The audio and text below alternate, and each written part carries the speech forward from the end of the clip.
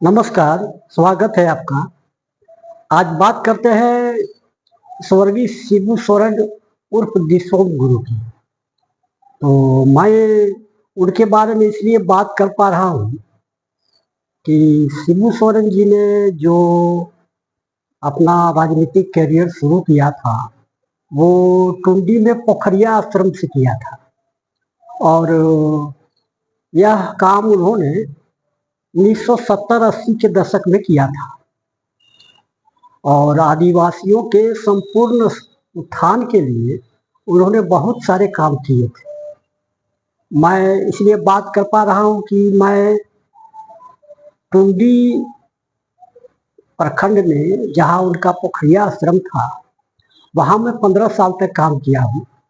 इसलिए उनके आश्रम को भी देखा है और उनके आंदोलन के समय में जो महाजनों और साहूकारों के विरुद्ध आंदोलन चला, उसमें जो पीड़ित हुए उनको भी देखा है, उनकी बातें सुनी है और जो आंदोलन के समर्थक थे, जो विरोधी थे और जो आंदोलन को देख रहे थे, उनसे भी मेरी बात हुई है। तो इसलिए मैं उनके बारे में कह पा रहा हूँ और जो बात मैं कह रहा हूँ वो उनकी अधिकृत जीवनी में आपको नहीं मिलेगा। ये बातें वहाँ की लोगों की सुनी सुनाई है और मुझे लगता है कि बहुत सी बातों में सच्चाई है, इसलिए मैं आपको उनको बता रहा हूँ। तो मैं टुंडी में गया 1996-97 में और 2009 तक वही काम करते रहा। तो मैंने सभी इलाकों में घूम करके देखा, लोगों से बात की। चूँकि मेरा काम ही ऐसा था, इसलिए मैं इसके बारे में बता सकता हूँ। पहले थोड़ा-सा टुंडी के भौगोलिक स्थिति को समझ लीजिए। टुंडी की भौगोलिक स्थिति इस प्रकार से है कि पारसनाथ पहाड़ बीच में है, एक तरफ से धनबाद का तोपचांची है, एक तरफ टुंडी है, दूसरी तरफ गिरिडीह का पीरटांड़ है। तो पारसनाथ इलाके में पूरा पहाड़ और जंगली इलाका है और टुंडी क्षेत्र भी पूरा जंगली इलाका है। तो पोखरिया आश्रम तो आज भी है और पर वह जीर्ण शीर्ण अवस्था में है। तो मैं बात कर शुरू करता हूँ कि बहुत से लोगों ने गुरु जी को देखा बूढ़े और कमजोर नेता के रूप में, लेकिन वास्तव में वो ऐसे नहीं थे।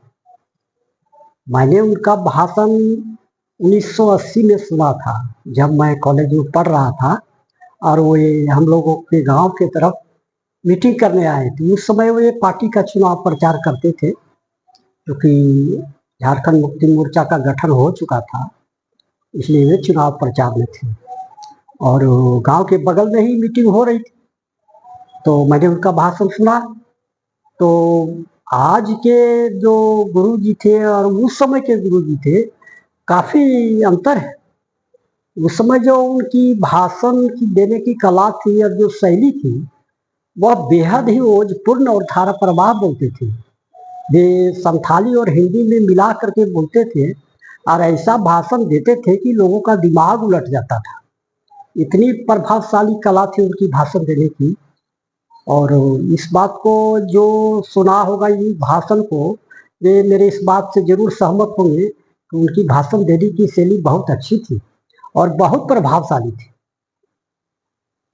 तो खैर चलिए उनकी बारे में बात करते हैं कि उन्होंने किस प्रकार से आदिवासियों की स्थिति के सुधारने के लिए काम किया।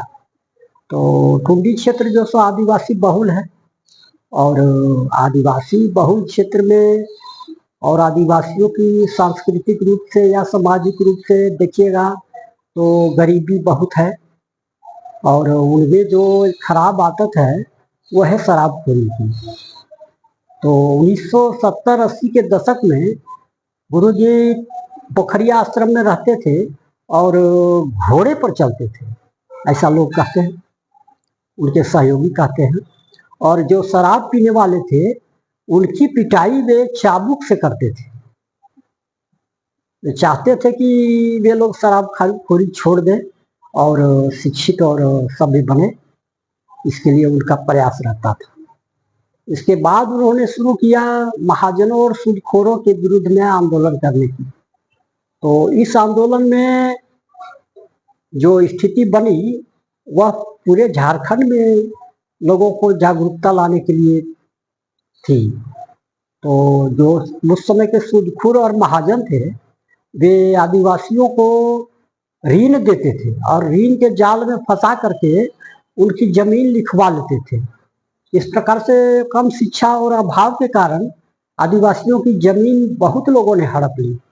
उनमें ऊंची जातियों के भी लोग थे और लोग भी थे जो कि उनकी जमीन को हड़प लिए और उनकी स्थिति बहुत खराब हो गई। इसी के प्रतिक्रिया में आंदोलन चलाया गया। तो उस आंदोलन में व्यापक पैमाने पर धन कटनी शुरू हुई। जो आदिवासियों की जमीन जो और लोगों के पास थी, जो लोगों ने हड़प लिया था, तो उनके धान को लोगों ने काटा और आंदोलन में बहुत से लोग शरीक हुए थे।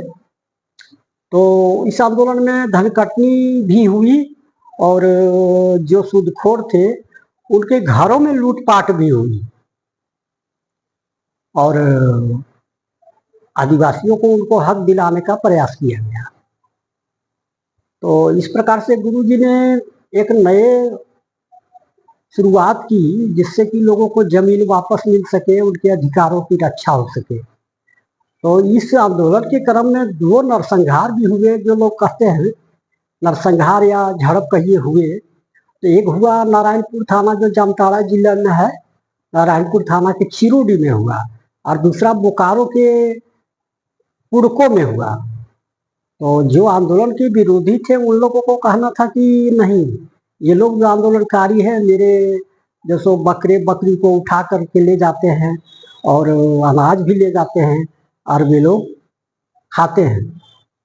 तो इस प्रकार से आंदोलन पर यह भी आरोप लगा, लेकिन गुरुजी अपने आंदोलन पर अडिग रहे। समर्थन बहुत था उनके पास में, इसीलिए उनको दिक्कत नहीं हुई। लेकिन जो उनका समाज सुधार का जो प्रयास था आदिवासियों में, वो बहुत लोगों को पसंद नहीं आया। बहुत से आदिवासी उनसे नाराज हो गए और उनसे नाखुश भी रहने लगे। लेकिन वे जो सो अपने काम पर लगे रहे और इसमें बहुत सी जागृति आई लोगों में और लोगों ने अपने अधिकारों को समझा, जाना और फिर वे सतर्क हुए। तो इस प्रकार से हम देखते हैं कि शिबू सोरेन गुरुजी द्वारा जो आंदोलन चलाया गया वो आदिवासियों के समग्र विकास के लिए था, उनके उत्थान के लिए था। लेकिन बहुत से लोग इस बात को समझ नहीं पाए और जिन लोगों ने जमीन हड़प लिया था आदिवासियों का, वे आंदोलन के विरोधी थे और इस आंदोलन और गुरुजी से भी नफरत करते थे। इस कारण से जब वे चुनाव में खड़ा हुए तो चुनाव हार गए। टुंडी विधानसभा से चुनाव वे हार गए क्योंकि उनको सपोर्ट नहीं मिला। तो इस प्रकार से उनके आंदोलन की कमियां भी थी, लेकिन कमियों के बावजूद भी वह आंदोलन बेहद प्रभावशाली था और आदिवासियों की समग्र उन्नति के लिए प्रयास था। तो मैं अपने तौर पर, निजी तौर पर मानता हूँ कि स्वर्गीय शिबू सोरेन गुरु जी एक लीजेंड थे।